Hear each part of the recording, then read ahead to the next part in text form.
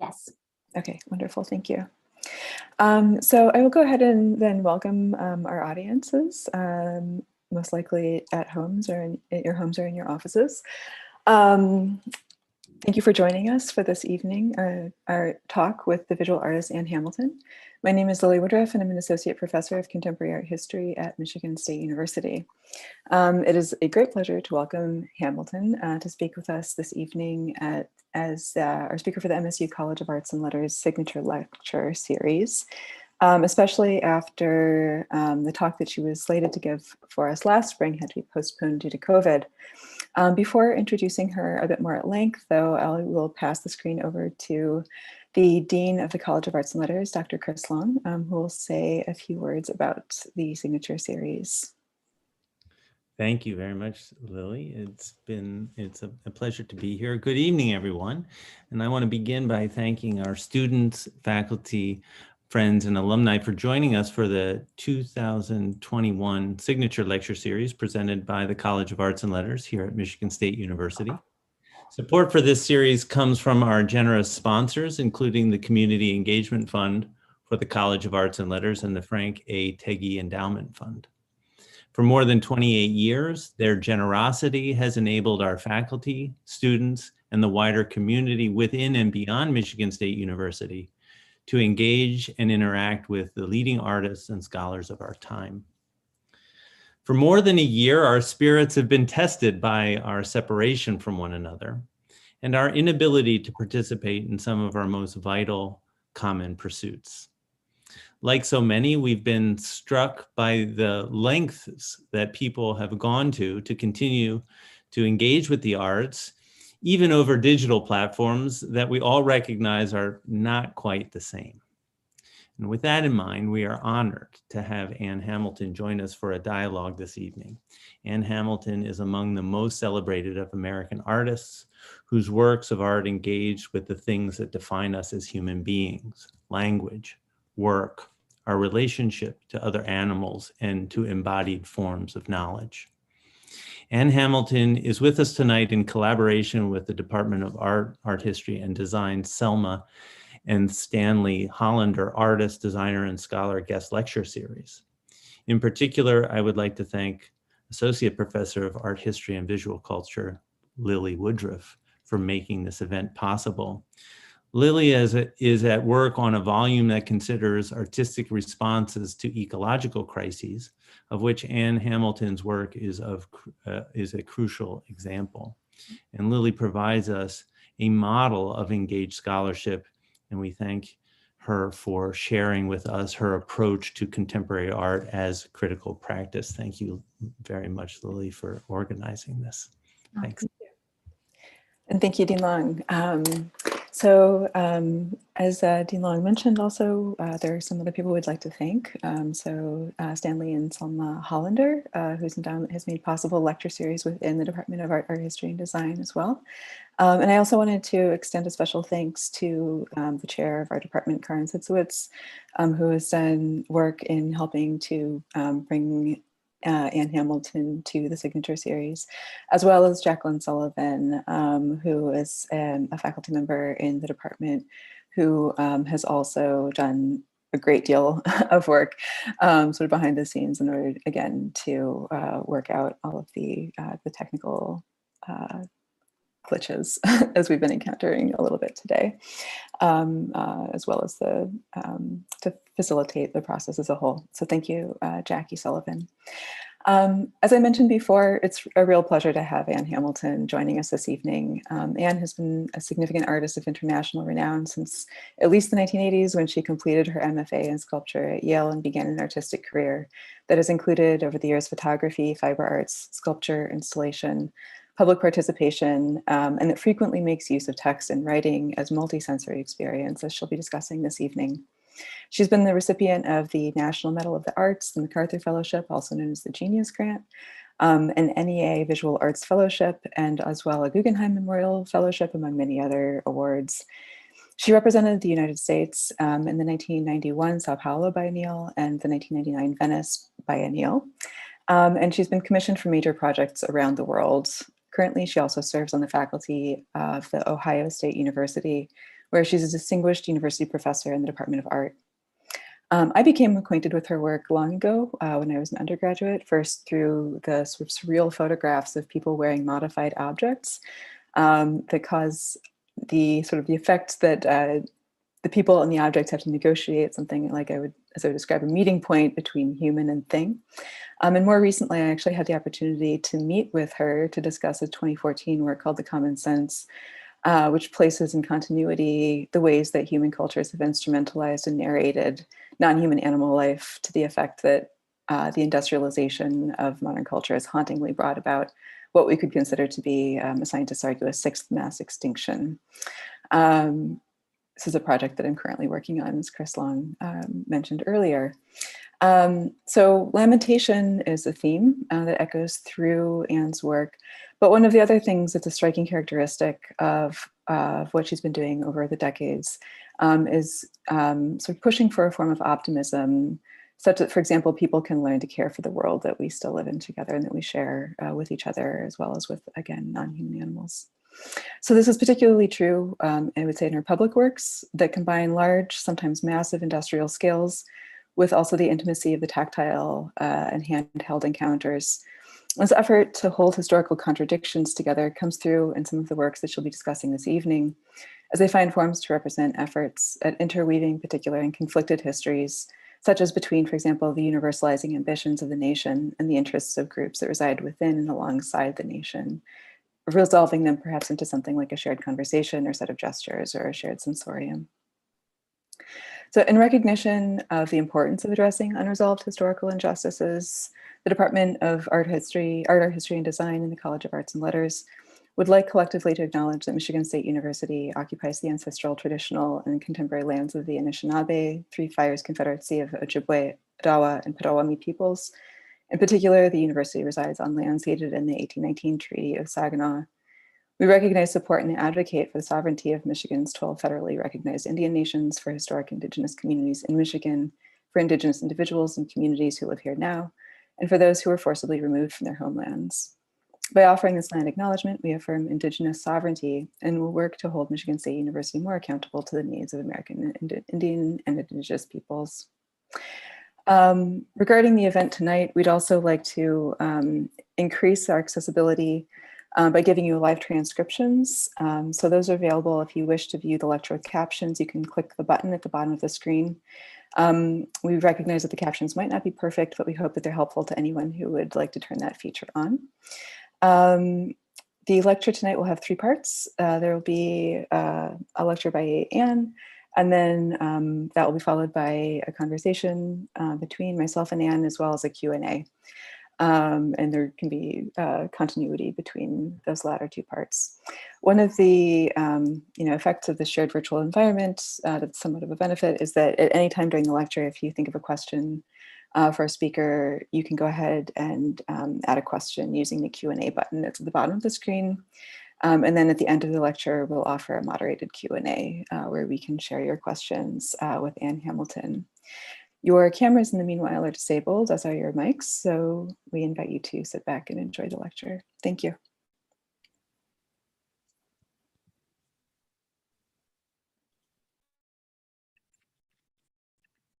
Oh, uh-oh.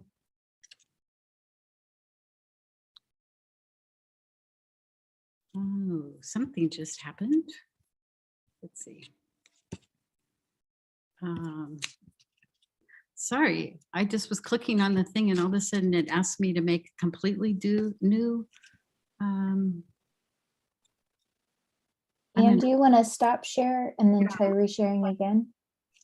Yeah, like I don't know what's going on here. My talk just disappeared. No. I'm going to close it and open it again. There it is. Oh, it's back. Okay. Heart attack. This is the technology, the world of technology. Okay. Here we go. Can you see a pencil and two paper hands? Yes. Great. Okay, thank you. Thank you, Dean Long, and thank you, Lily, for two really thoughtful, beautiful introductions. I'm really happy, at least on screen, to be able to join you, and I hope at some point I can join you in person. There were two threads that came up for me, Lily, in what you were saying about care, and I think one of the things I wanted to share tonight is this. Is how acts of making are acts of care, and how do we care for our attention and where our attention is drawn, and pay attention to where that might take us. And I'm thinking especially about the students that are here tonight, because so often that asks us to invite the thing we can't yet name and the thing we don't yet know. And that's so important. If any of these are too loud, you have to let me know, and I'll have to switch to another mode. But Lily and I spoke by phone in follow-up to speaking in person, and we talked about the presence and the tactility of language and this kind of pulling words out of oneself, and the way in which the act of naming can sometimes open a path and sometimes close one. And so our care for words and the kind of words we use, the words we say out loud, the way that is actually part of our practice is something I wanted to explore today. We are, born into that capacity to what we call the alphabetic self, the ability to use the abstraction of marks to communicate. And we're also born into the surround of the largest organ of our body, which is our skin, and the tactile edge. And that's the edge that my work in many different forms and scales has explored. The video that you're seeing on the right is one that I've returned to over time again and again, because it feels like it contains so many of my ongoing questions. So you see the single digit of my finger that is wet, that is wetted, absorbing the alphabetic letter. And then at the end of this video, it runs in reverse. So the digit of the finger and its tactile lens and its tactile knowing spells out or erases and then spells out the alphabet in exchange. And the way that capacity, or what is the relationship of that capacity to the surround of embodiments? And so much of, what I wanted to do is trace through the presence of language in the work. And like every kind of path through something, there were some new relationships that showed themselves to me in pulling this together as a consequence of the conversation that Lily and I had. In the I think my early work, because textiles are my first hand, so much of the work was trying to apply processes that I know through knitting and weaving and sewing to other kinds of materials and what happens in that act of transformation. I was interested in also the irregularities. So the alphabet, the letters of the alphabet are regularized and allow us to communicate in relationship to the pebbles from a beach, each of which is rounded in its own unique and particular way. There you go. And so I grew up, and I've talked about this in other contexts. I grew up making with traditional textile processes. And my grandmother, Lois, would read out loud to me while she knit. And I think that just has forever marked me, that the kind of rhythm of the voice flowing from the body, touch is how we sound, sound is how we touch the distance, or in this case, in close proximity, and knitting. And the ethic of textile construction in its social sense, in that this submitted membrane, every stitch needs to hold its part for the larger sweater, blanket, covering to function. And I think that kind of equality of parts working together is an underlayment that runs through the work. But early on, let's see, the first work really focused on erasure. This is actually maybe not so legible, but it's my cursive hand with the stylus, actually the knitting needle, scratching the letters one over the other into a piece of glass through that's been inked with blue liquid.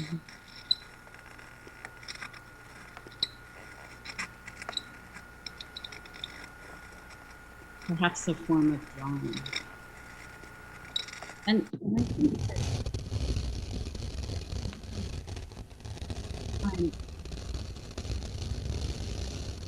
I was really having a lot of reaction rather than response.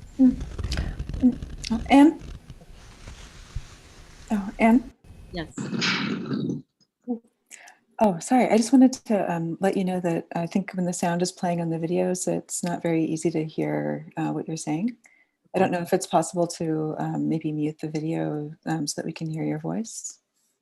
I will do that. How's that? I can hear you speaking.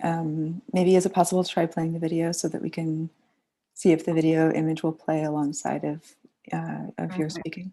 I think I have to share screen again. Okay. There we go. That may come up a couple times, so we'll just kind of go back and forth. Okay. I tried to turn them down. Oh, that's perfect. Is that yeah, perfect? That's perfect. It is. Thank you. What about that first one, the blue one? Was it too loud? It was a little bit, yeah, your speech was a little bit distorted, but we could hear through it. But I think maybe with the live transcript, it's less of a problem. Let's see. So I was working on thinking about the connection between acts of sewing and acts of writing. And what happens, what are the forms of attention of each? Like when a thread connects two pieces of cloth together, a new thing is made. And the act of actually sewing is one in which, the needle potentially is close at hand, right in front of you, and it dips down through the cloth into the space that you cannot see. And this space that you cannot see, although it's only as long as that thread will grow, it is this kind of invisible space. And I feel like the making and the processes we engage with are about trying to find what's in that space and bring it up to the surface into legibility, into shareability, into something that is social. And so the act of weaving is constantly going from what is immediate and tactile to this invisible space below. And the continuous line, the incessant really horizontality of often a stitched thread is not so different than the horizontality of the English language as it's written out. But what I started to do was make drawings that would copy out a text. And it's such an interesting way to read, is to very slowly copy the words you're reading by hand, because it makes that act not just a visual one, but an embodied one. And so the experience of it is very different. And it's reading kind of at the pace of the hand. But what I did is I wrote out these texts that I was copying related to a specific project. I was writing in cursive, and so every line was actually adjoining the one next to it. And so that very act of copying out at the same time became this act of erasure. And that sort of making and unmaking, now I can't advance.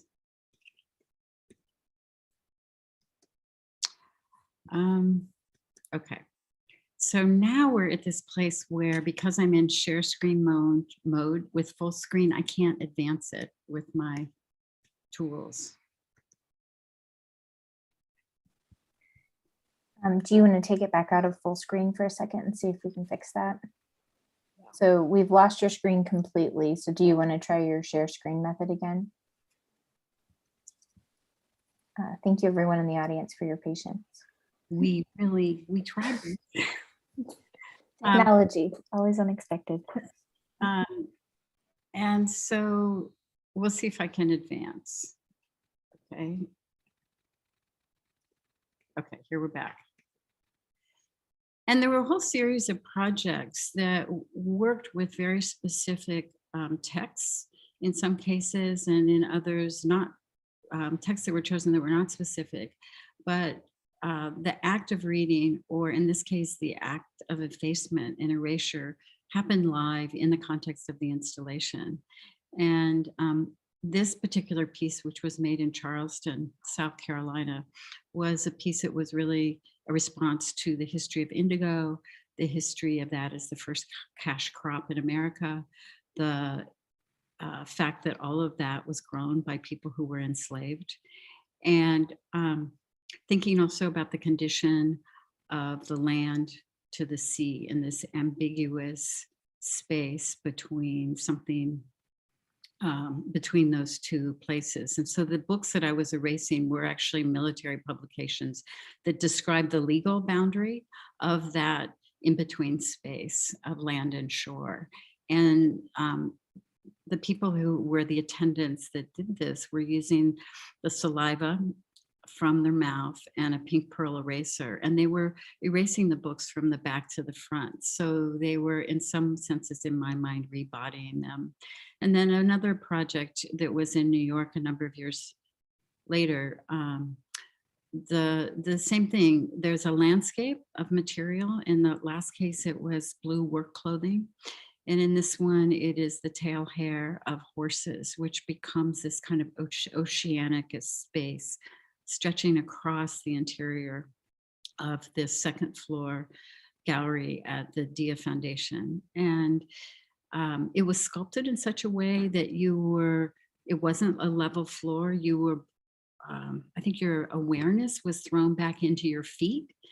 And at the same time, you could smell the smell of burning paper, and the reader at the table was reading at the pace. And let me see if I can play that again. Oops. Reading at the pace of the hot stylus burning. So over the 6 months that this project was up, the printed word became smoke, and as smell was absorbed by the cellular memory of the hair. And in some ways, that's really all that was left of this project. There's lots of stories about the horsehair, but maybe we'll save that for questions. And then just another piece where it's like, can I get my hands on the words the same way I might put my hands onto other kinds of materials? And in this case, the books were prepared. They were cut in such a way, kind of like switchbacks. So a line of text could continuously pull out of the interior of the book.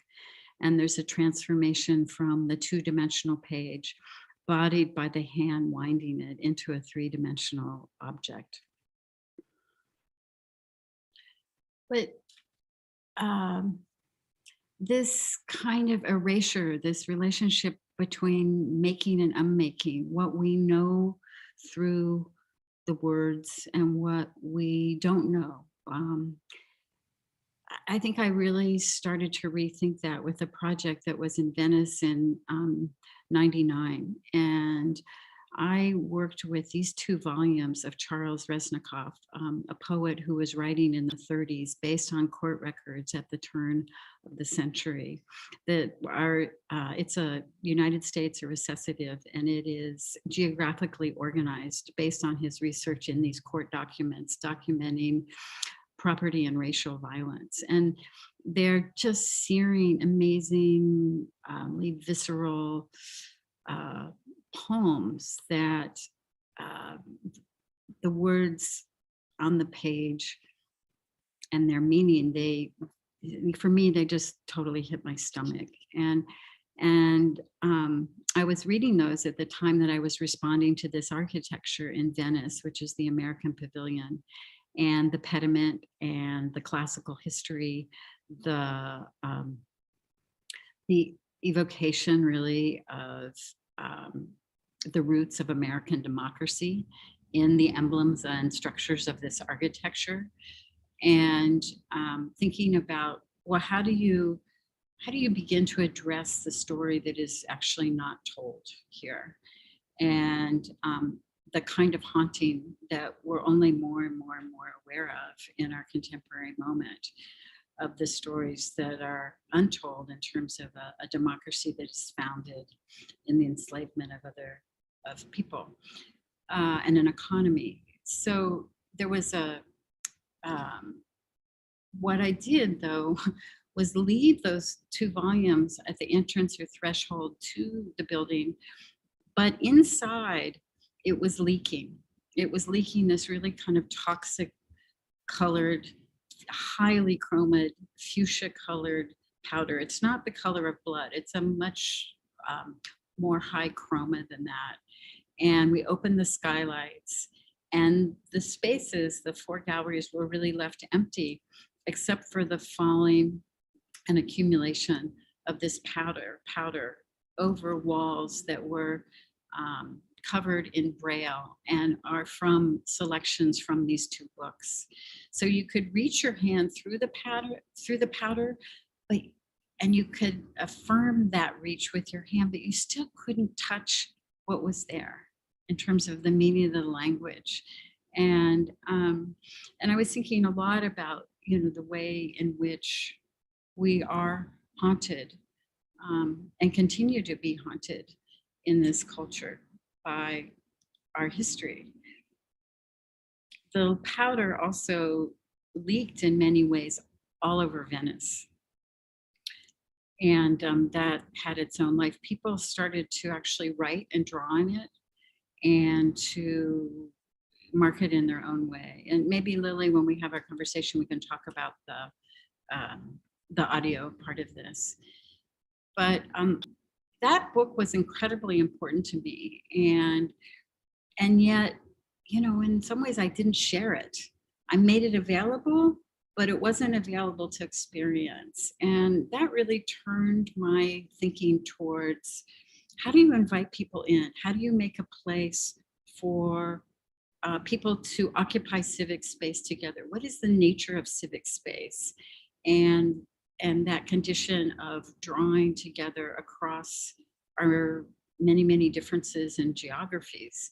And I started to be, I think in some ways, much more conscious of the way that language falls into our lap and shapes us, and that it is a really specific touch, no different than the kind of touch of that your hand might reach towards. And so this is a phrase from a Charles Bringhurst book, who is a Canadian poet and someone who writes a lot about Native languages in the northwest coast of Canada. And this phrase, that language is shaped air,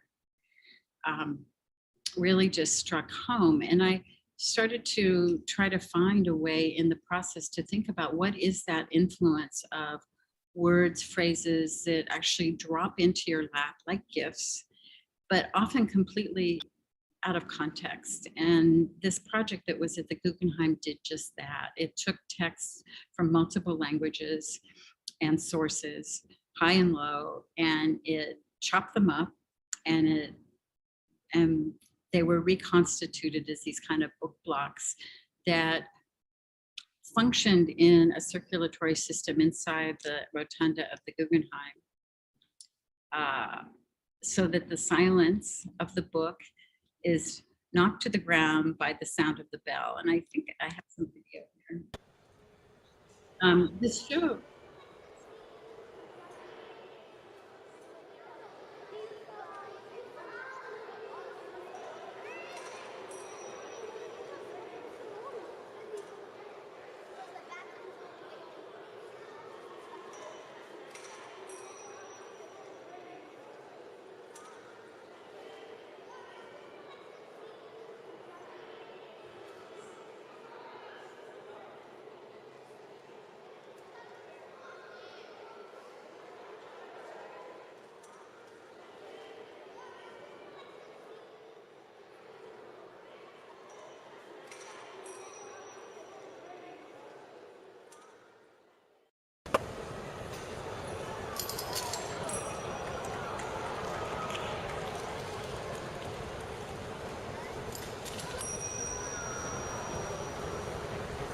a bit of a contraption, a Rube Goldberg thing, but partly what I was responding to is this influence of texts that come into a culture through translation. This is what organized the exhibition, but before the age of the internet.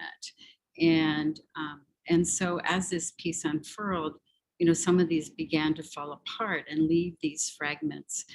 The other thing about the form of it is that I wanted to not make an object, but I wanted to be everywhere and nowhere at the same time. And this kind of unfixedness, this kind of fluid passing through. But the accumulated consequence of this process actually made these objects, which you can see here. And I still have garbage bags actually full of the residue from this. And while this was a number of years ago, what I'm finding in these big sacks of cut up books continues to kind of gift me and fund and support a whole nother process.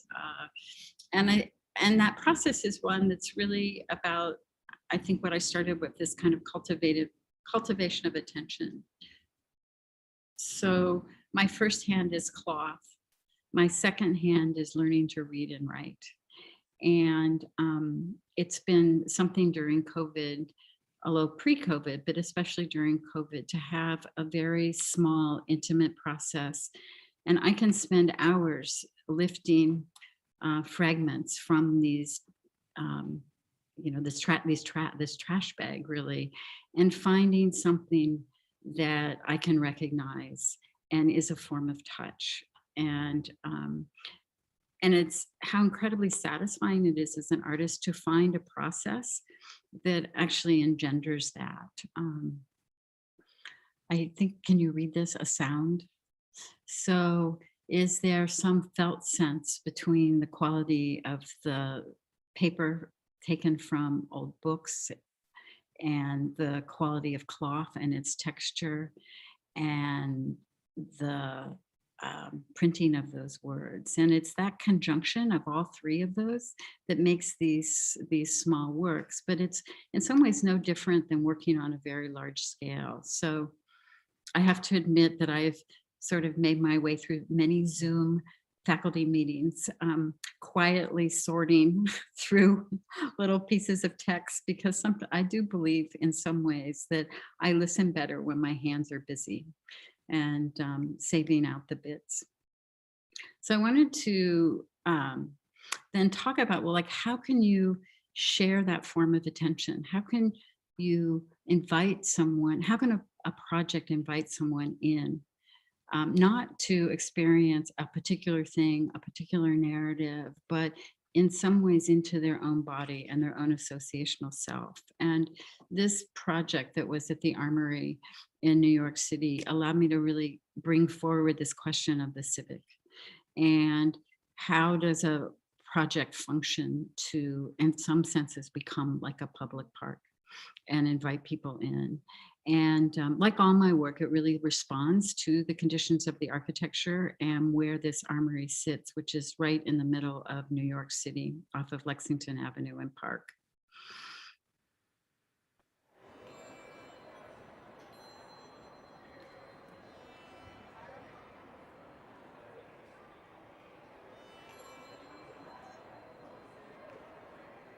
I'm just going to let this video play.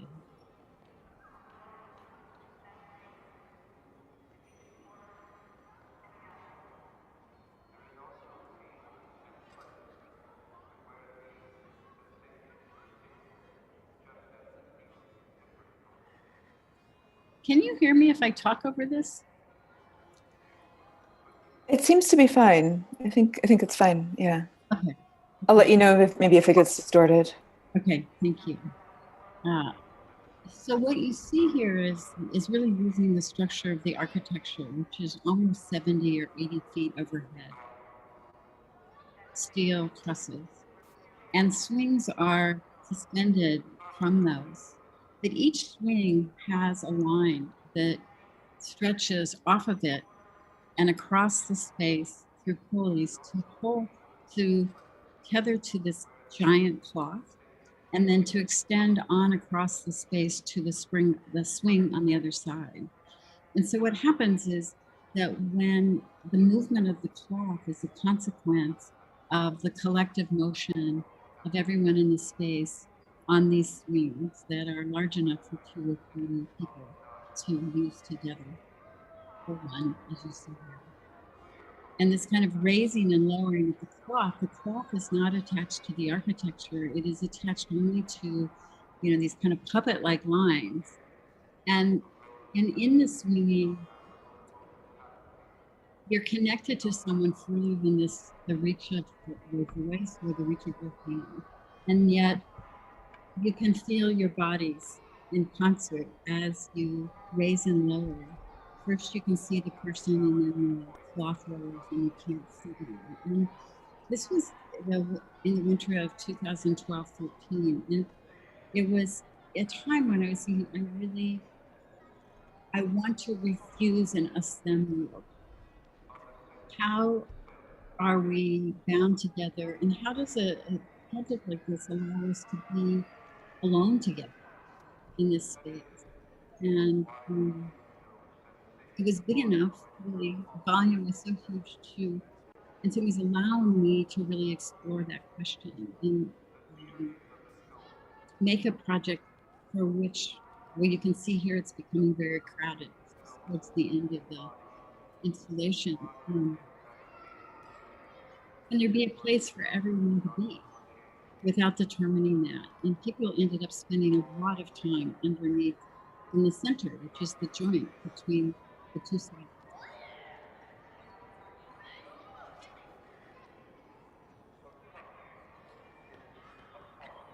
And that field of motion, which is collective and has the rhythm of the heartbeat, is which is a consequence also of the swings being so low on the pendulum. So you're like almost, I think at the highest, almost at 80 feet.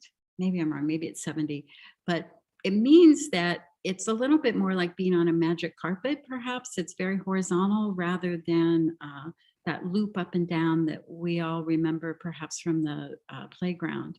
But that field of motion is bracketed by 2 language-centered processes that are going on live. At the entrance, there are 2 readers from City Company, theater company in New York City, and their students reading live from these long scrolls that are in the form organized with a keyword down the center of it in the form of a concordance. And they're improvising how they're reading that. And I'll explain that in a second, but they're reading, as you can see, to a flock of pigeons. So I thought, like, the most intimate thing you can do is sit next to someone and read out loud and share, like when you're reading and you find some beautiful passage, at least my impulse is always to want to share that, like, oh, listen to these words. And so in some ways I started thinking about how could I read out loud in that intimate way in this enormous volumetric space. And we read to the pigeons, and I do think that they enjoyed it. I mean, they would settle in the morning. We put them into cages from a larger overnight site where they ate. And every once in a while, the 2 pigeons together didn't like each other, but for the most part, it was a pretty calm thing. And so each reader was both looking at the text, but listening to the person next to them.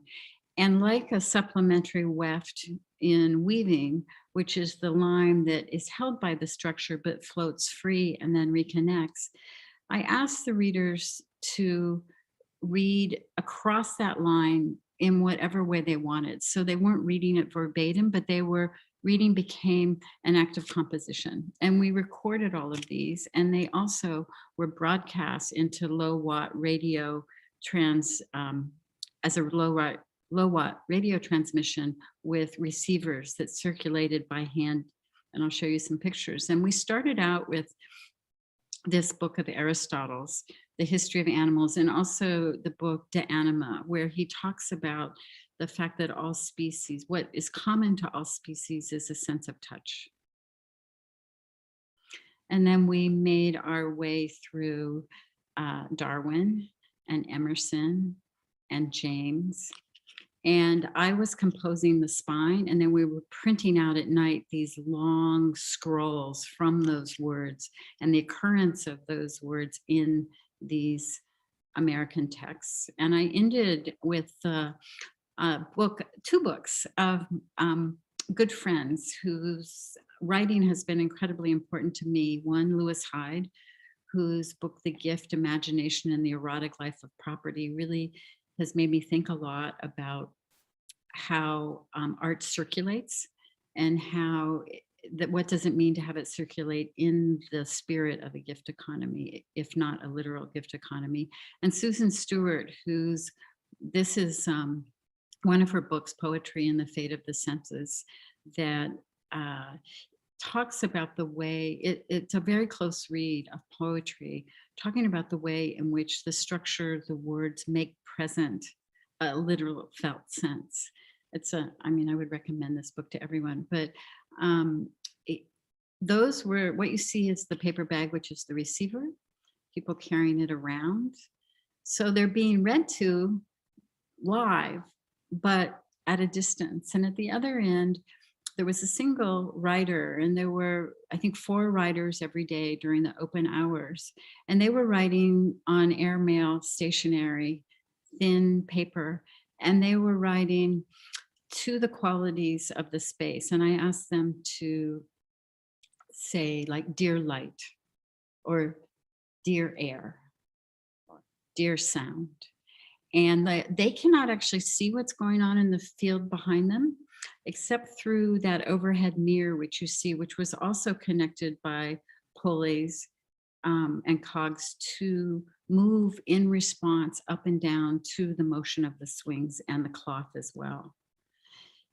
And we opened up, for the first time in the history of the Armory, the view in front of them, which was to Lexington Avenue. So this enormous Armory building, and I forgot to show a picture of the outside of that, but it's the first time in its history that you could see into the interior of this drill hall, which has had like a complex social history.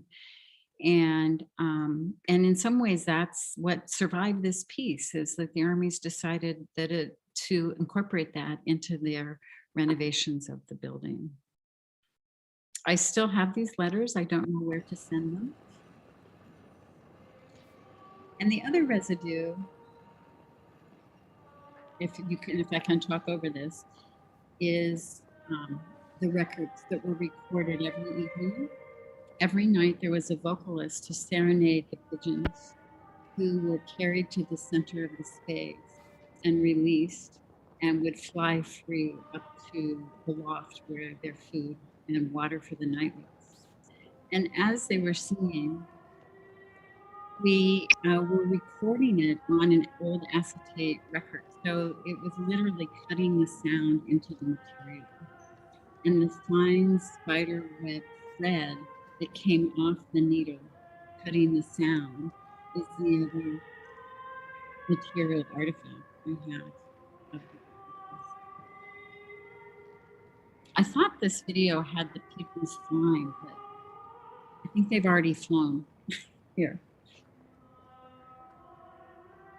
And what they're singing is a composition that David Lang wrote from the concordance, one of the concordances for the pigeons.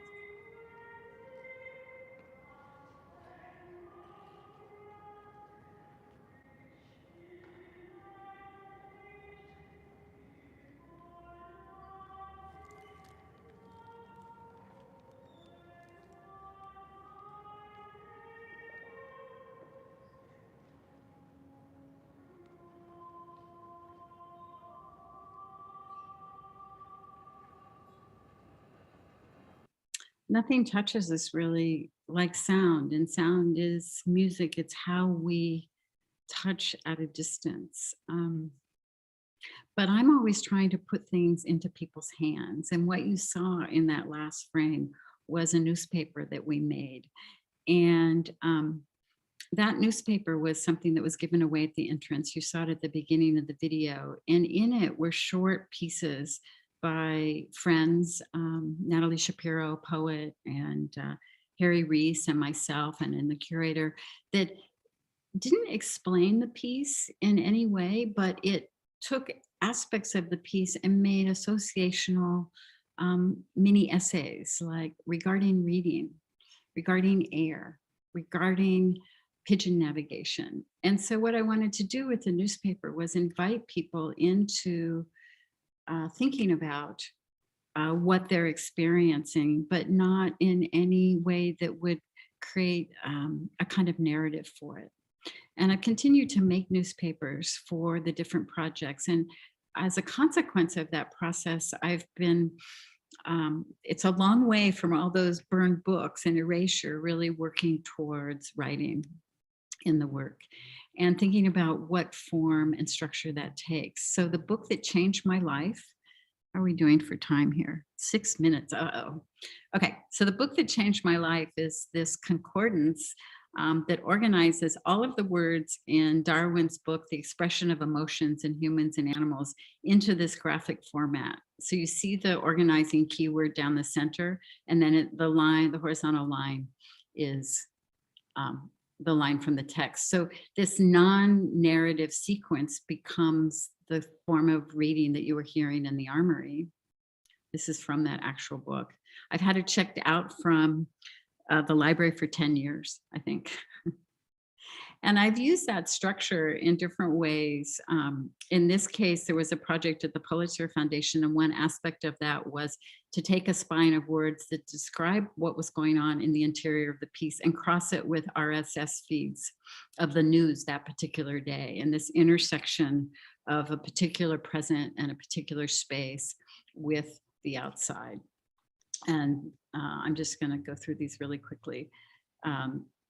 But I've always been thinking about how can language come up from the ground that we walk on, you know, and how, yeah, I think so often, I think at least I do associate the production of language, the cognition, like in the upper part of the body. And so very early installation put it underfoot. This is linotype that covered the floor.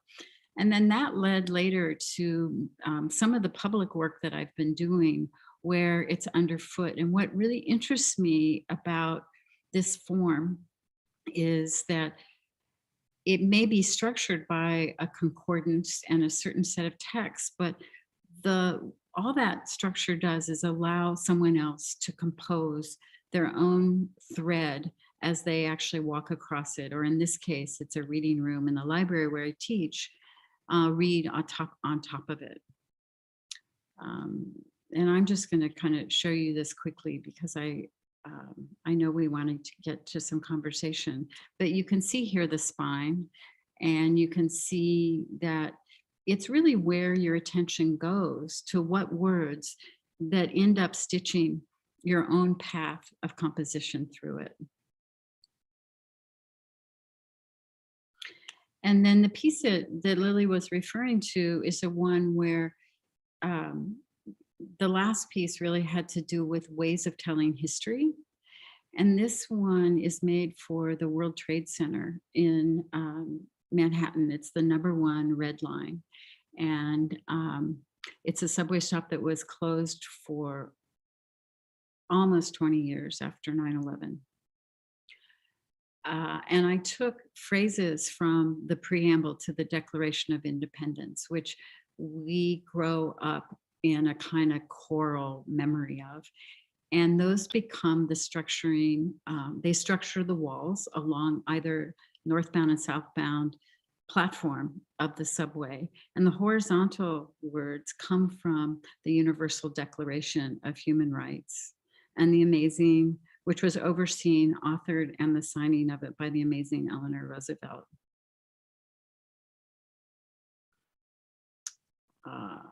And those spines, as you can see here, are done, they organize the horizontal. There's like 6 of them down one platform side. But materially, everything is white marble mosaic. And we made a field of the white marble mosaic coming both from Italy and from Colorado.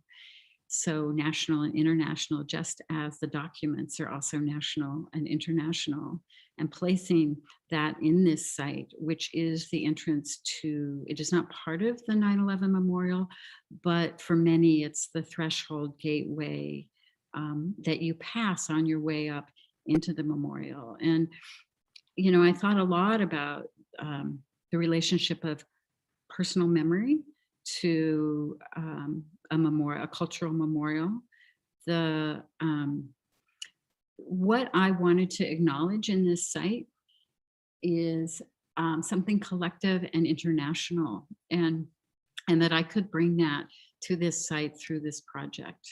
And so here you can see what the walls look like. So the field of white marble mosaic, we cut out each letter, and then it was set back into the space from which it was cut, but slightly proud of the surface. So it's a white, it's only seen because it's raised and proud of the surface, but then it becomes words that that can be put in hand.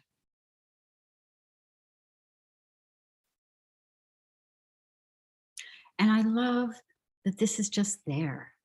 You may get off the subway and see it, you may not see it, but the experience of walking along is to hear a refrain of the chorus of words that repeat because of the concordant structure or the keyword structure.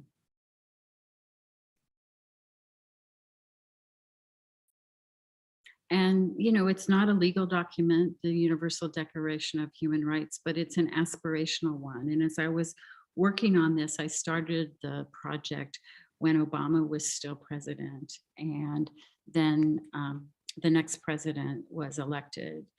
And the reading this just became more and more and more emotional. It felt more and more important. And I think that's what really had guided my selection of the text, is like, what do we need to say now? What do we need to hear now? How do we give care to the words that we use to create our social relations? Okay. That was my timer. Lily, I have a few more things. Should I keep going? Should we stop? If you want to continue, for a few more minutes, I think that would be lovely. If you, want to finish up here. So this is a new 1,000-foot entranceway into the UCSD campus in University of California in San Diego. And it's way too large to show you here, but this little map on the left you can see. And it's just going in block by block basalt. And so it's a new entranceway into the campus created by a high-speed tram that's coming from downtown. And one of the important things about this is all of the text comes from professors, students, well-known alums of UC San Diego, which is a very young university relative to Michigan State University. And it's organized by the occurrence of the keywords, which I have composed. And the dark lines that you see, I'm working with 2 women from the Kumeyaay community, which has, I think there's something like 19 reservations in the county of San Diego. And these 2 women are composing a kind of feminist history of the first woman of the Kumeyaay stories. And that will occur. I don't know if I have a picture, because I think, oh, there, you can see in this test that we did that instead of the letter being raised, the letter is concave, and then the dark stone of the basalt is the field around it. And so every 20 feet, you have this continuous run of the creation story of the first woman in Kumeyaay, punctuating this much more fragmentarily structured English. And it's a big deal for them. It's a big deal for the university, who's been in a complex conversation about land acknowledgements and actually creating meaningful relationships with the communities whose land they occupy. I think I'm just gonna stop there because Lily, I would love to have a chance to talk. This is a newspaper. I guess what I wanted to say about this project was how structures make conditions for experience and reading and writing. And so this project, this is one component of an installation that was in Philadelphia. And I worked with the poet, Susan Stewart, who I referenced earlier.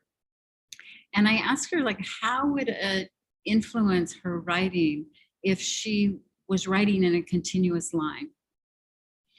And she wrote a poem that's about the headwaters and the water flowing from the headwaters to the salty ocean.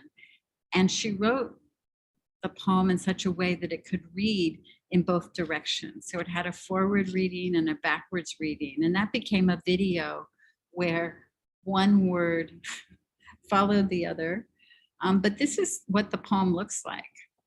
So it did eventually get a page structure, but we read it by literally pulling the words through our hands. And here it is in a page structure. And I thought that might be interesting for people to see, because like other works where, you know, what is the physical condition and what does it allow to happen? And how does work respond to those possibilities, which is always how I've approached space. And in this case, it was the newspaper became more central to the work actually than maybe the installation itself. So I would just maybe, I am going to stop, Lily. So I do have a couple pictures of the common sense here, if you want to maybe talk about that. But I started thinking about also very much through that process of writing and wanting to share these giveaway newspapers, to invite people into the associative space of the work. How does one track one's reading? How do you keep hold of those things that might not mark you, but forever change you? And there's traditions of commonplace books where people collect their writing that's important to them. But I've tried a couple things where, is there a way to take that private, more singular collection and share it? And so we're making some Tumblr sites where I ask people to post the things they find that touch them in their reading around these different themes.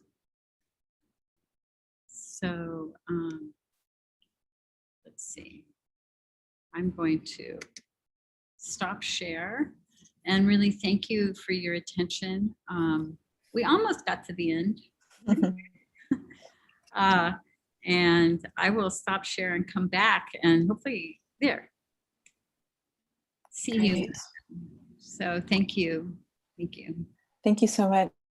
Thank you for that wonderful talk. It was wonderful to hear you talk about some of these projects that I've become familiar with by reading about them in books and you know, seeing them on your website, but I hadn't had the opportunity to hear you speak about them directly yourself before. So that was really lovely. Thank you.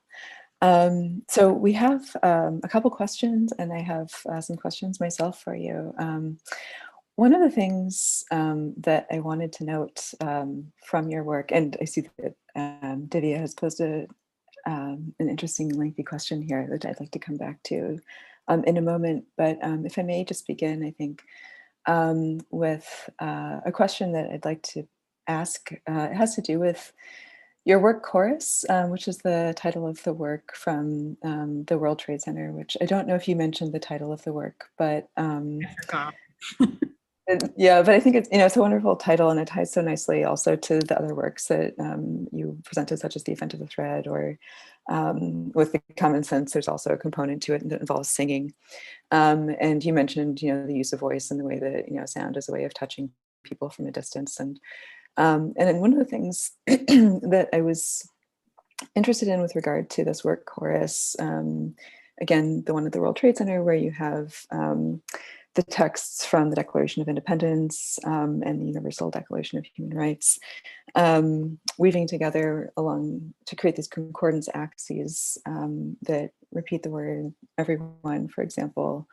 I was curious, thinking about that in terms of also the idea of something like a singing together or people coming together in space. I was thinking in particular about who gets included in this idea of everyone, because if we think about all of these different lines, I know that, for example, some of the other texts that had been considered were also the Declaration of Sentiments. I don't know if that was eventually included, or also the United Nations Declaration on the Rights of Indigenous People. And one of the things that I thought was, notable about these other texts, and I thought maybe you could say more about whether or not you eventually chose to include them or not include them, because one of the things that's interesting about these other texts is that the word everyone actually isn't included in these texts, right? And so it's like we have this idea of universality, and ambitions to try and create a baseline for treating potentially everybody in the world, with respect and dignity and allowing people to have their rights. And yet, there are these clear conflicts, right? These clear historical conflicts, which I alluded to a little bit in my introductory comments.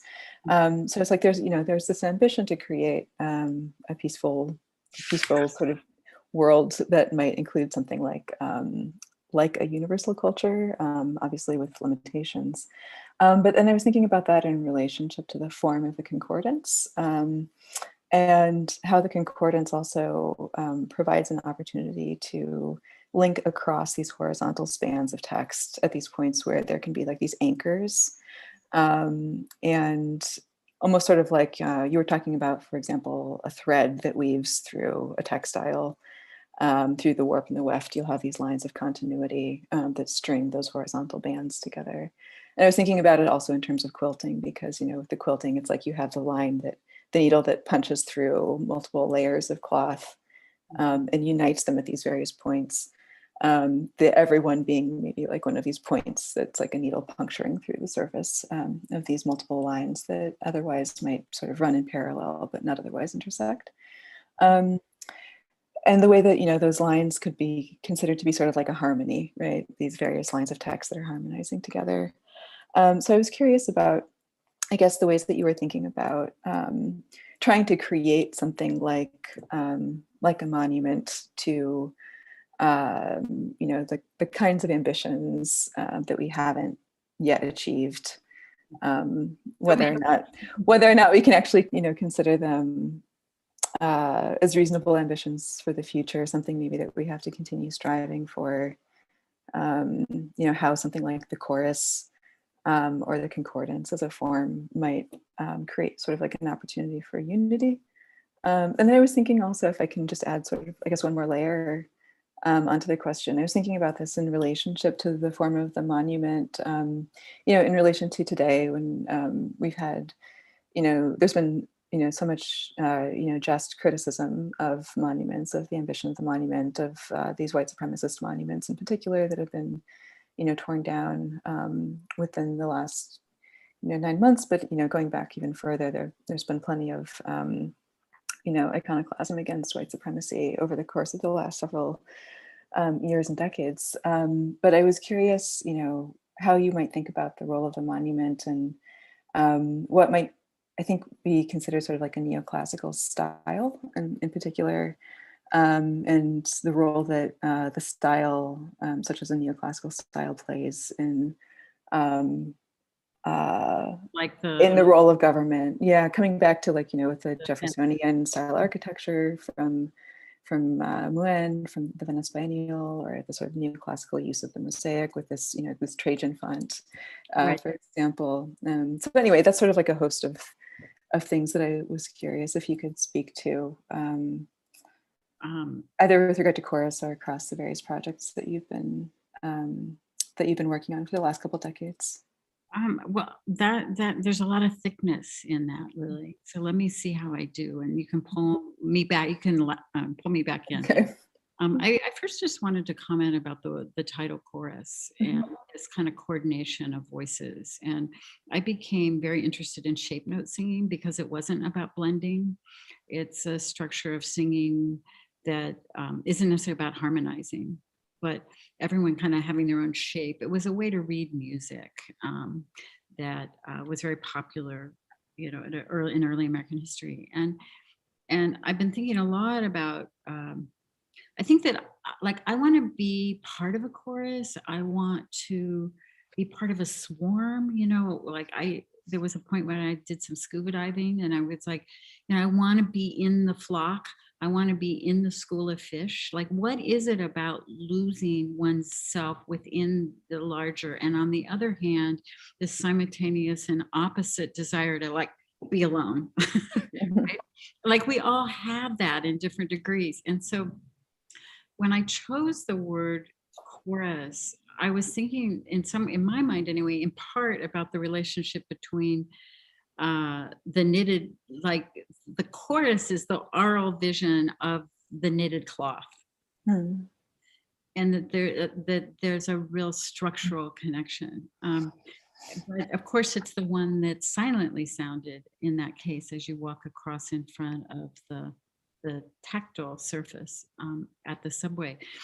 I did do a fair amount of reading about the criticism of the Universal Declaration of Human Rights and its and the use of the word rights, which individual rights don't structure a lot of cultures, as we know. You know, it's a legal structure that's particular to a certain set of cultures. And so I had some conversations with some friends about what is being used in the negotiation of these new declarations. What is the word instead of rights that is being used? And it's like capacities. And, you know, I have to go back to my notes exactly because they gave me all sorts of notes about what can allow everyone to stay at the table and what's the vocabulary that allows everyone to stay at the table. And so, I mean, as you know, in the chorus piece, the northbound side of that is structured by the word everyone. Everyone has the right to citizenship. Everyone has the right to protection under the law, et cetera, et cetera. And so it has a different structure on the northbound side than it does on the southbound side.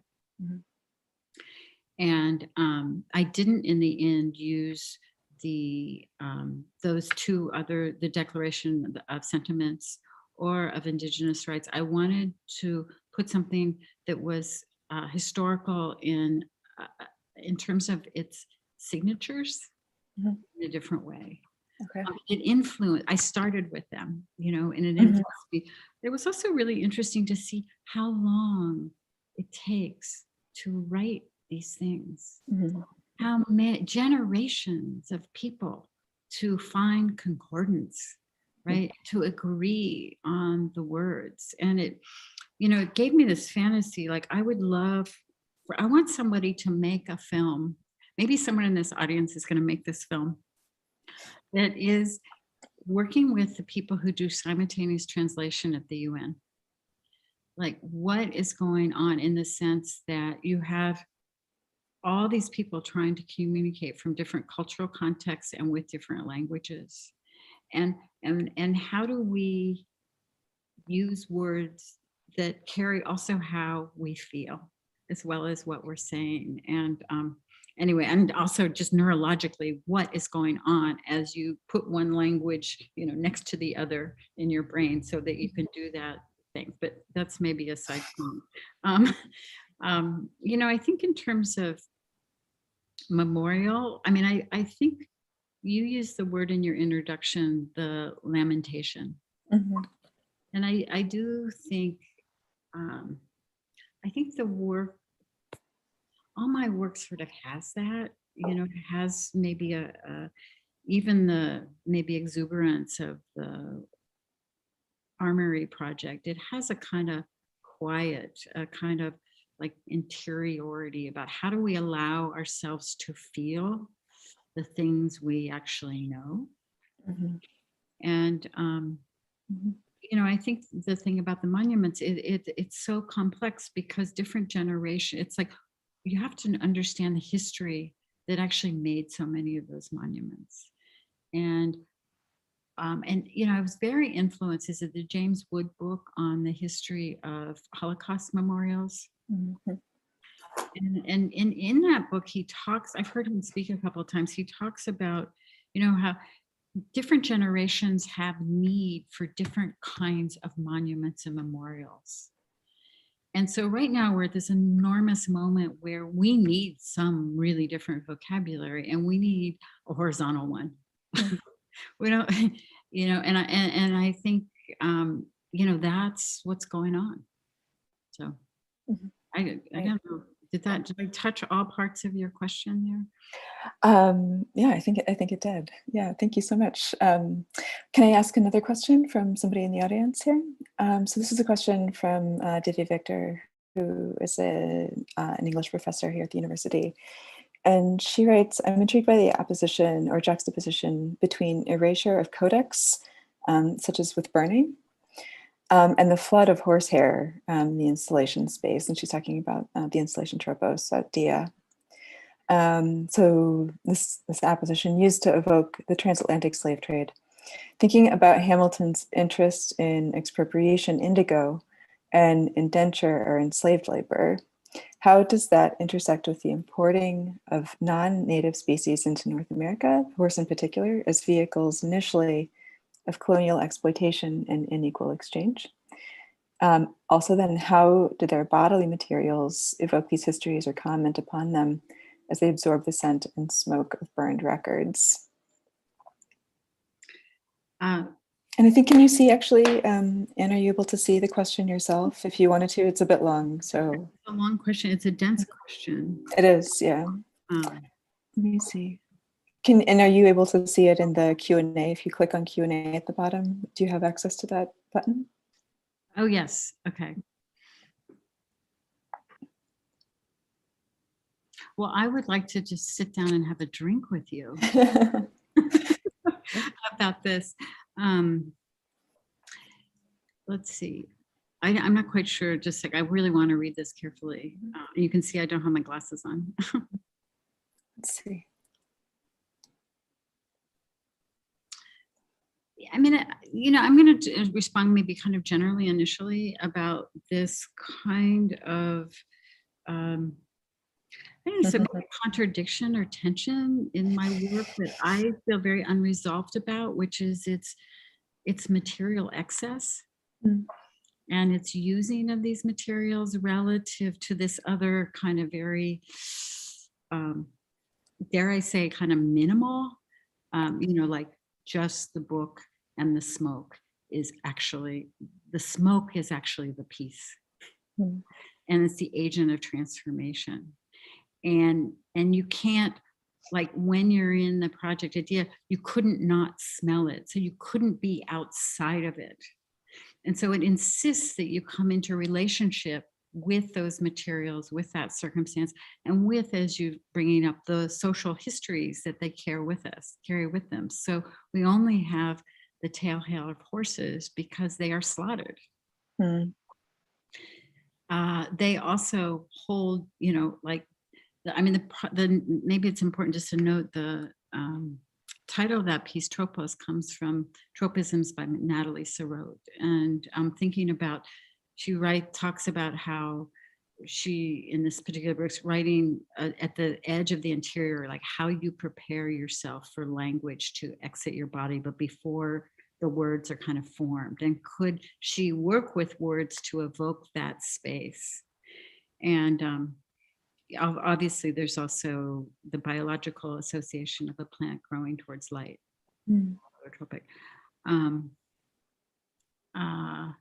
And so, I think what it's doing, I think what I'm doing is trying to insist on a relationship to the things, to the burning, to those relationships, to not allow you to stand outside those. Yeah. And to maybe one's own agency within them. But now I need to come have dinner in Michigan. I don't know. I hope that you will. We'll definitely hook you up with stuff, yeah, when you make it up here to East Lansing. Did I address that at all? Let's see, a little bit. It is a dense question, as Vivian is suggesting. Yeah, and yeah, it seems like the relationship of the burning and the the way that, can you actually say again, what was the book that's being burned in that work? Do you recall? Oh, it's many, many, many books. Okay. So there were, so I went to the Strand in New York and we bought, I don't know, 100 books. Mm. But we bought books not actually for their content, Mm. because I didn't want people to come over and say, well, like, if I understand what that book is, then I'll like get this whole thing. Mhm. And but what I did was very consciously select books for their paper quality, the size of the text, so formally, but also the fact that they had no title or chapter heads. Mhm. So if you approach the table, it didn't reveal itself in that way. And then I worked with, I can't remember how many, 6 different people who were the readers, and they would come for an afternoon each. And they chose the books from that collection that they wanted to read. And so their book continued with them over the course of the days. And the collection of those actually exists. And what's interesting is each one, the hand of each reader is very different. In the process of burning, each burn mark has a different hand. That's interesting. Yeah. Mhm. Yeah, I think so. Yeah, and one of the things that's interesting, I think, about that earlier work in general that you're making, that Divya is also picking up on, and that you referred to earlier, is the way that you're erasing a lot of texts in your earlier works. Later, you're manipulating them, turning them into different forms, expanding them by encouraging people to write, or projecting them out into space by having people read the texts. But there is, it seems like, a tendency in your earlier work to destroy text. And I think in particular with regard to, there's an overlap also in those earlier works with an interest in American history and histories of violence and erasing, it appears, erasing texts that could appear to be also sort of like erasing recognition of these violent histories, or at least that's maybe one way of reading it. I think the other way to read it, or for me, another way that I think about it, Lily, is that I think about that I'm replacing the printed text with the trace of the body. Okay. So maybe incorporating the text through the process of reading and then erasing the record. I mean, I think it was really important, the saliva and the pink pearl eraser, for example, in that early piece. And yeah, because what happens is that those books then become the record of a body. Right, like the mountain of bodies behind the reader in Indigo Blue, for example. Yeah, so I didn't describe that because the mountain of blue behind it is layers of clothing. So it's a shirt and a pair of pants laid out like a body. So the absent bodies in relationship to this text that's being erased, which marks a body across the military code. Yeah. Great. We have a few more questions that have come in. Divya also says, yes, please, she appreciates the response and dinner is on her.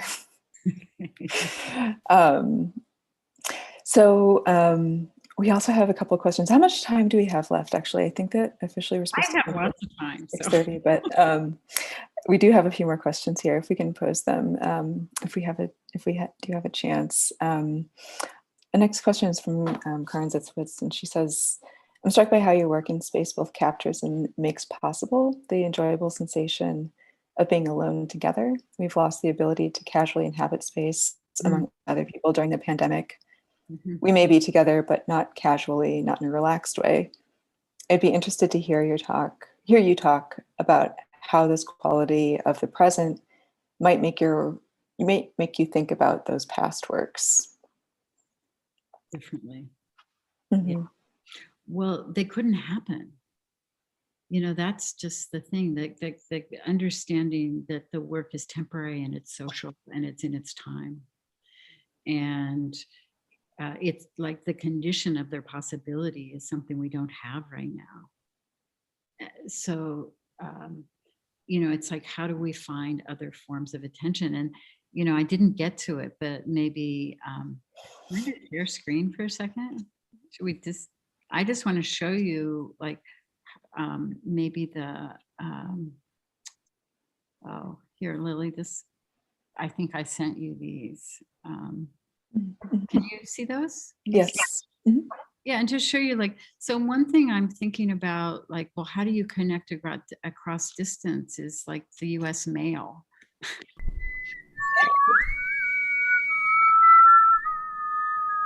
And so this is kind of based on a whole nother part of the work, which is more image based. But what happened is that these were scanned from collections in the university that are usually hidden and not on view, and from some personal collections. And I worked, like, for example, in the Museum of Biodiversity. And what we did was with these low res, shallow depth of field scanners, we weren't trying to necessarily describe, but convey the felt quality of some of these objects. And then they were printed so that they could be given away. And we had tables adjacent to the gallery like this, where people could fold and tape and address them. And we put the postage on them. And so here you can see, campus mail or USPS. And I don't know how many thousand we sent out, but oops, let me just stop share.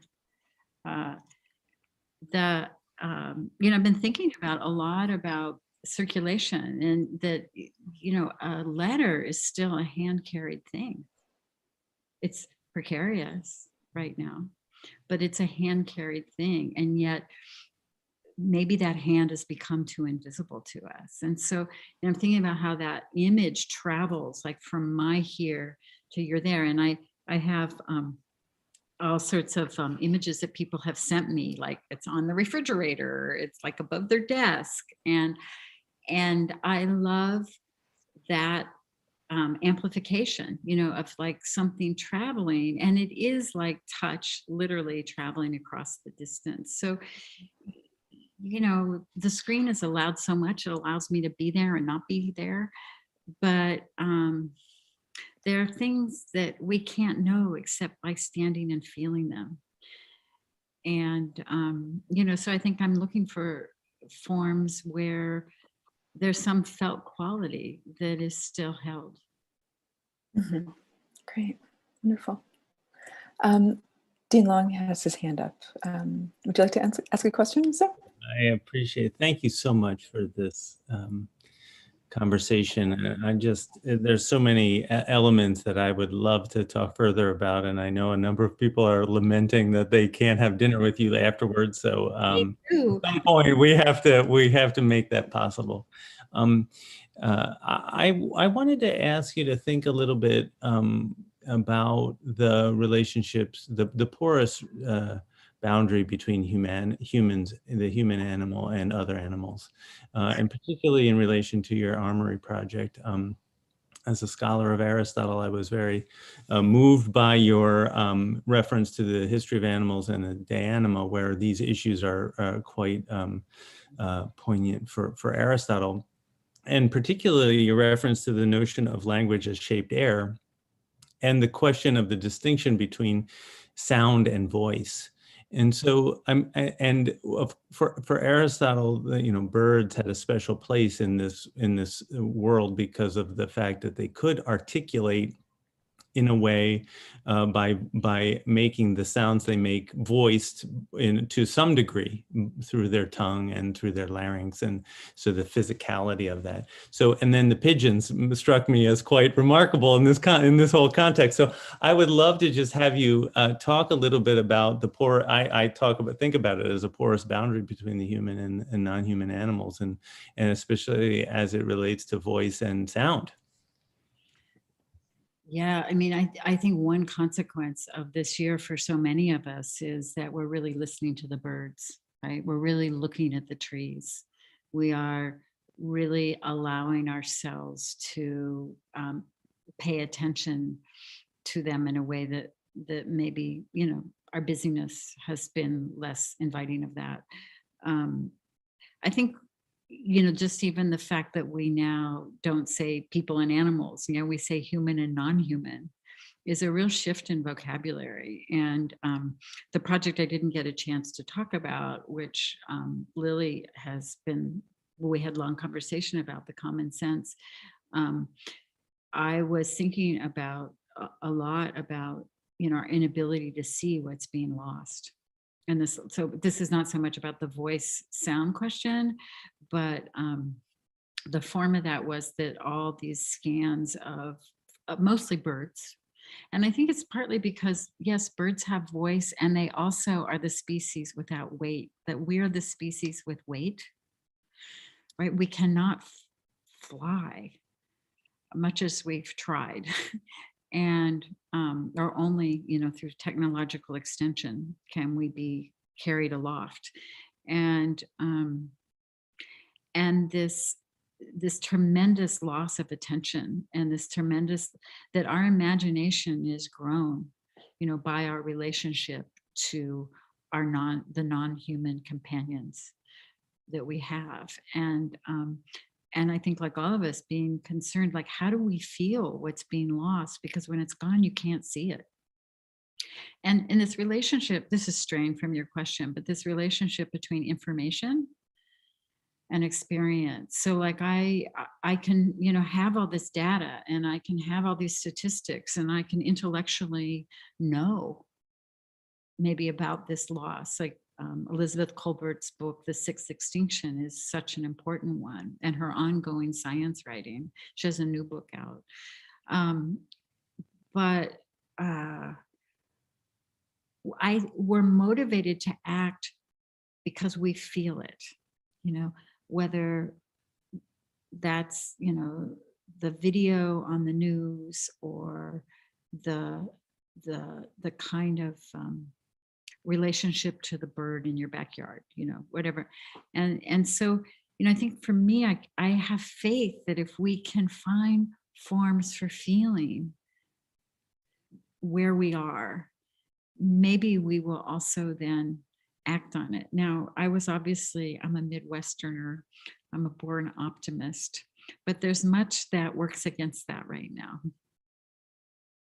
And I think that for a long time, relative to voice and sound, that last piece that was on Too Loud with the whistling, I worked with Emily Egan, who is a really incredible vocalist in New York. And she was also twice world whistling champion. But we made this recording, and I said, I don't want you to really perform or be virtuosic. I want you to whistle to yourself as if you're alone in the woods. And it's the way that your voice keeps you company.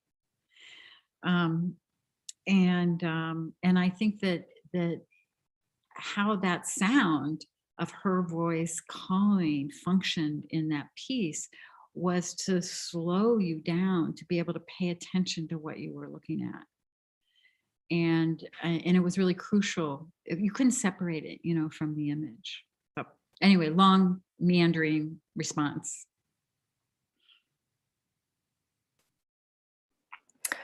I see that it's 6:35, so I don't know if we have time for any further questions. We have a few here from some students who are in my Intro to Contemporary Art class. I wonder if maybe we could address some of those also, if you don't mind.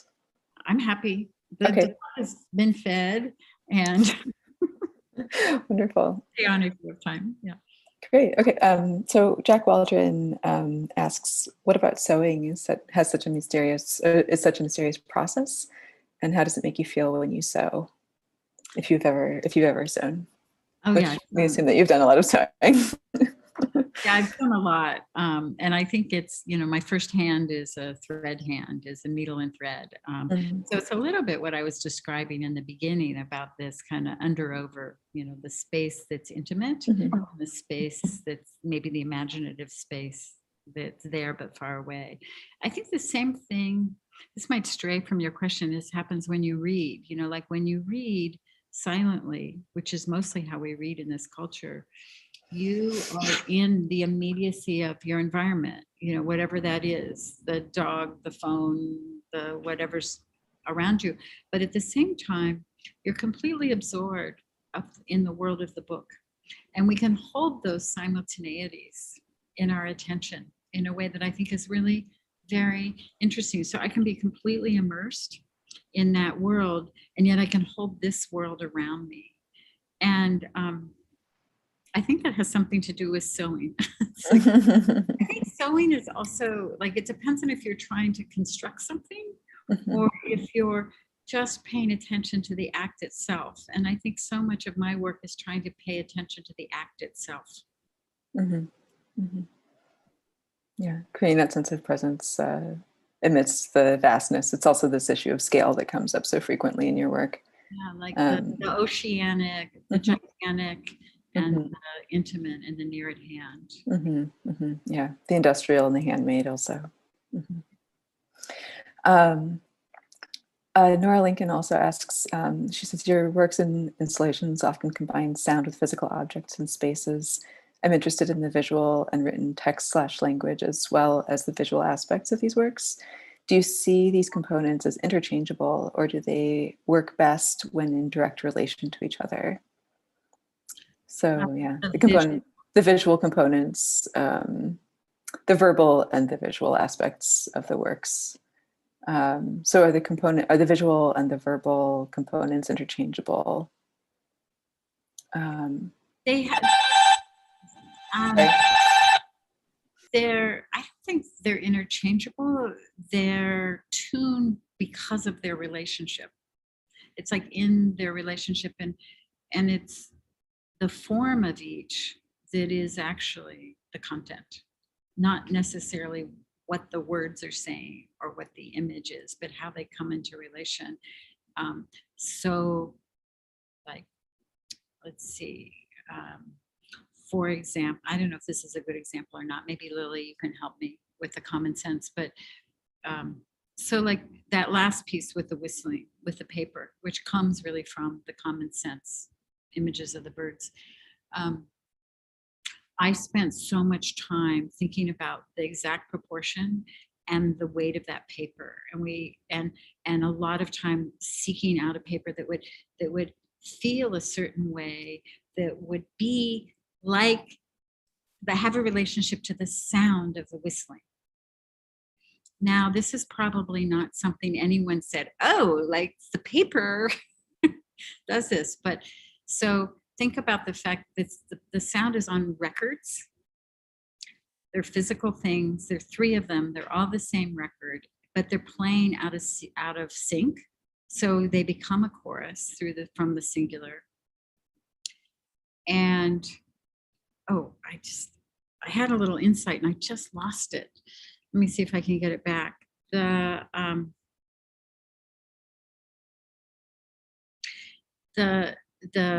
The sound is about distance, right? Like you're calling, a whistle is calling at a distance. And everything about the image was that it was near at hand. Like instead of looking to the architecture, they're on stands that you look down, because it was really hard for me to meet the architecture of the Wexner Center in its enormous industrial grid. So it's like, well, how do I get intimacy, which is the same thing as that whistle touching me, and place you in your body in relationship to image. So it's not just the image, it's the form in which you experience the image and where that places you. Does that make sense? Yeah. Yeah, absolutely. Absolutely. The last question actually is also about being placed in space. So Bailey Kasnowitz asks, if your projects and events continue to stay in the location for others to admire for lengths of time, or if they're removed shortly after.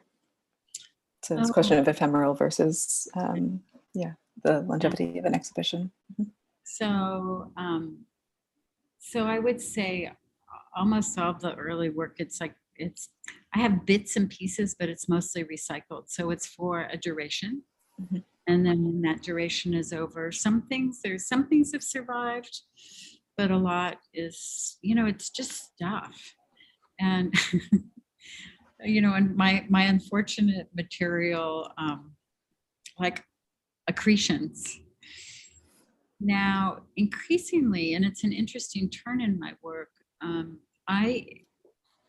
for someone who was invested in the temporary and the ephemeral and these live relations that just happen, like every day burning and reading those books was different than the day before. So it's this intention of live time. Mhm.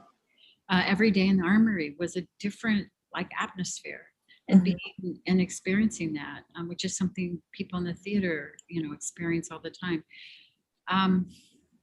I'm doing, for some reason, I have several like public art commissions, which are all about finding forms that are more permanent, like the subway project, like the library floor. And I think they unfold in a completely different way, like meetings and committees and engineering and like permits and insurance and all sorts of things. But I think what is really drawing me to working in these public spaces right now is thinking about the experience of the civics. So I'm just beginning a project. There's a new federal courthouse being built in Des Moines, Iowa. And I'm having the wonderful conversation with the judge who's my liaison with that new building. And it's like, so this is a building people are coming into, and they're, for some, it's the worst day of their life. They're incredibly vulnerable. But it's so important to honor and make people feel safe in that situation. And so, I think part of then what influences how I come to form is like, how can I contribute to how this space feels and affects the people that walk in? I don't care if they point to it and say, there's the art. In fact, I think it's better if they don't. But maybe how it feels and surrounds you is changed by what I've been able to do in working with it. And so it's always this thing about working with the situation, and it's not, it's this withness that I think is also part of what is the underlayment for so much of my attitude towards work. So, I mean, I would love to do something like the Armory again. I love these big spaces. I'm a little big space addict. But, that's not my circumstance right now. And so, what's important is that we all find forms for making and recognize those possibilities wherever we are. Great. That's wonderful.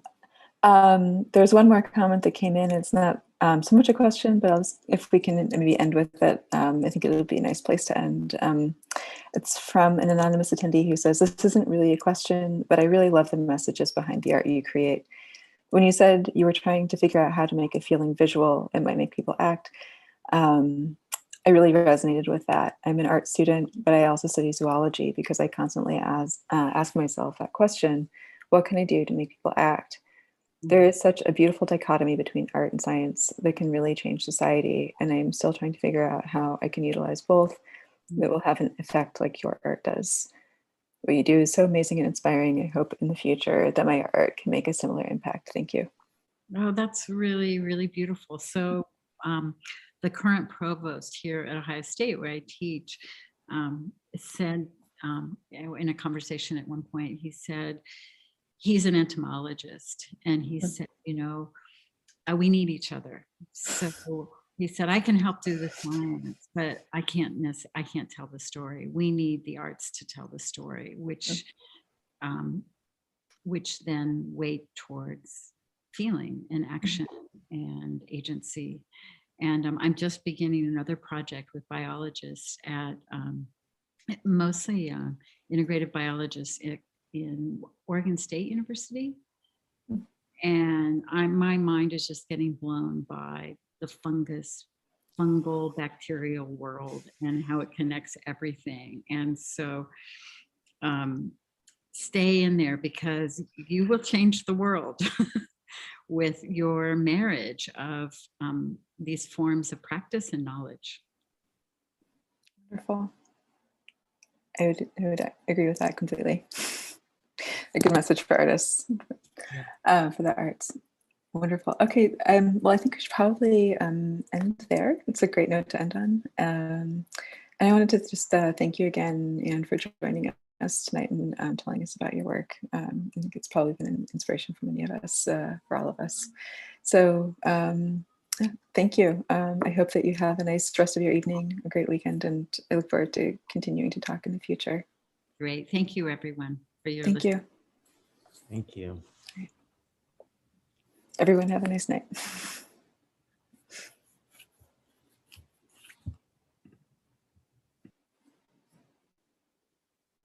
So we're off, right? I don't believe so. I think that there are still 40 some people who are hanging out, and let's see. Yeah, we have folks slowly leaving. Yeah, who's controlling the recording button? Jackie, is that you or is it Ryan? No, I am. Okay.